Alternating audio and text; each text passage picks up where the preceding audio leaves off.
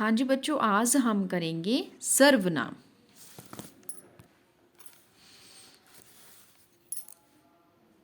आज हम करेंगे सर्वनाम। इसकी परिभाषा है जो शब्द संज्ञा के स्थान पर प्रयोग किए जाते हैं उन्हें सर्वनाम कहते हैं।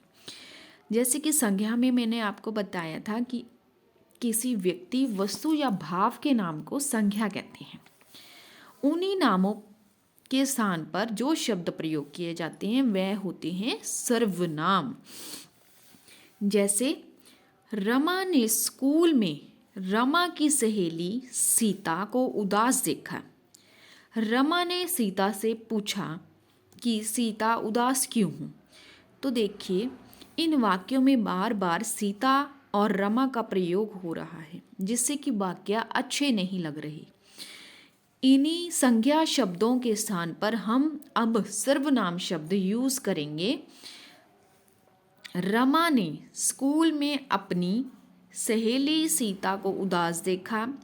उसने उससे पूछा कि वह उदास क्यों है। तो देखिए, ये पहले वाले वाक्य बार बार सीता और रमा आने पर जो अच्छे नहीं लग रहे थे वह अब सर्वनाम शब्दों से अच्छे लग रहे हैं। तो जो शब्द संज्ञा के स्थान पर प्रयोग किए जाते हैं उन्हें सर्वनाम शब्द कहा जाता है। आगे देखेंगे सर्वनाम कितने प्रकार के होते हैं। तो इसका उत्तर है 6। इन 6 शब्दों को याद रखने का सबसे अच्छा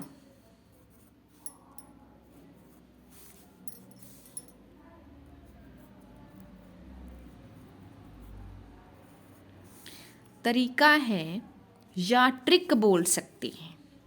इन सभी शब्दों को याद करने का, इन सभी भेदों के नामों को याद रखने का एक सबसे अच्छा तरीका है, सरल तरीका है, एक ट्रिक है अनिप सनिप। आपने ये 2 शब्द याद करने हैं, अनिप और सनिप।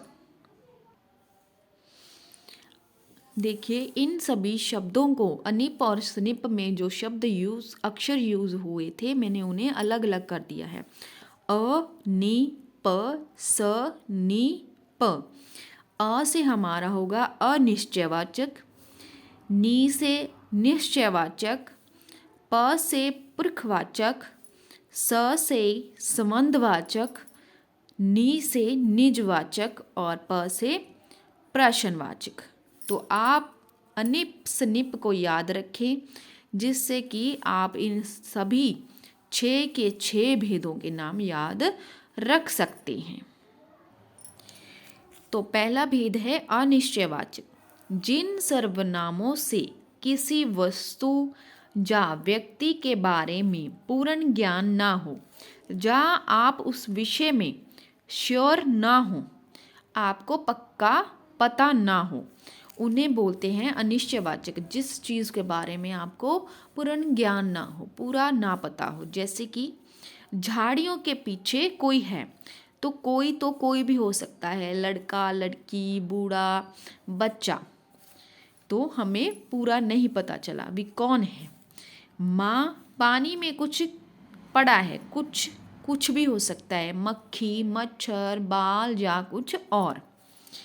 राम, तुम्हें बाहर कोई बुला रहा है। बाहर तो उसका मित्र भी हो सकता है, रिश्तेदार भी हो सकता है, या कोई और।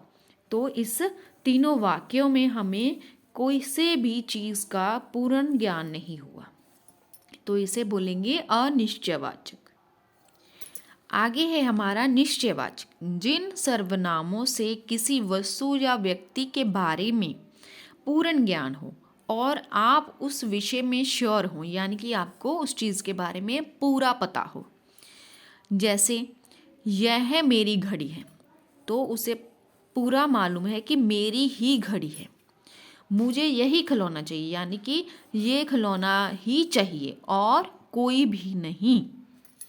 तो जिन शब्दों से हमें किसी के बारे में पूर्ण ज्ञान हो उसे बोलेंगे निश्चयवाचक।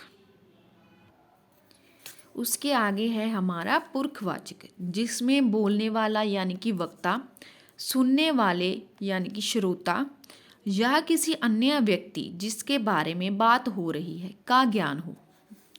बोलने वाले के बारे में, सुनने वाले के और जिसके बारे में बात हो रही है। इसके 3 भेद हैं।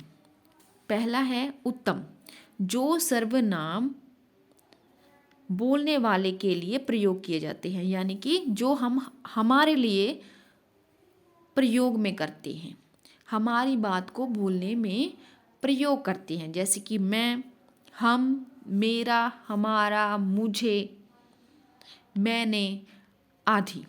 यानी कि जो शब्द हम किसी बात को बोलने के लिए अपने आप के लिए प्रयोग करते हैं उसे बोलते हैं उत्तम।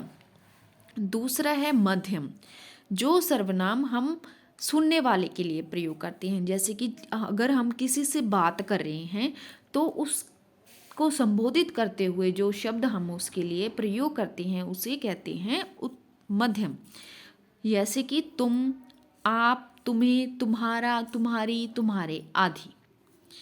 और इसके आगे है अन्य पुरख वाचक, जो सर्वनाम का प्रयोग वक्ता अपने और श्रोता के बिना किसी के लिए प्रयोग करें, यानी कि जिसके बारे में बात हो रही है। उत्तम में होता है जो अपने आप के लिए प्रयोग किए जाते हैं, मध्यम में होता है जिसके साथ हम बात करते हैं, और अन्य में होता है जिसके बारे में हम बात करते हैं, जैसे कि वे, उन्हें, उनको, उनका, उसे, उसका, उसकी, उसके आदि। ठीक है। और आगे हमारा चौथा भेद है जो कि है संबंधवाचक, जो सर्वनाम शब्दों का प्रयोग 2 वाक्यों में संबंध बनाने के लिए किया जाता है, 2 वाक्यों को जोड़कर रखने के लिए किया जाता है, जैसे कि जो करेगा सो भरेगा। इन शब्दों के बिना दोनों वाक्य अधूरे हो जाएंगे, इसीलिए इन्हें संबंधवाचक कहते हैं, जो 2 वाक्यों को आपस में जोड़ें। जो मेहनत करेगा वह फल पाएगा। आगे है हमारा निजवाचक, जिन सर्वनामों से सर्वनाम कर्ता अपने आप का ज्ञान कराते हैं, यानी कि स्वयं के बारे में बात की जाती है, अपने कामों के बारे में खुद बताया जाता है, जैसे आप स्वयं खुद, आप बड़े उदास हैं, मैं अपना काम अपने आप ही करता हूँ, अपना काम स्वयं करो। जिस सर्वनामों से अपने आप के बारे में ज्ञान हो उसे कहते हैं निजवाचक।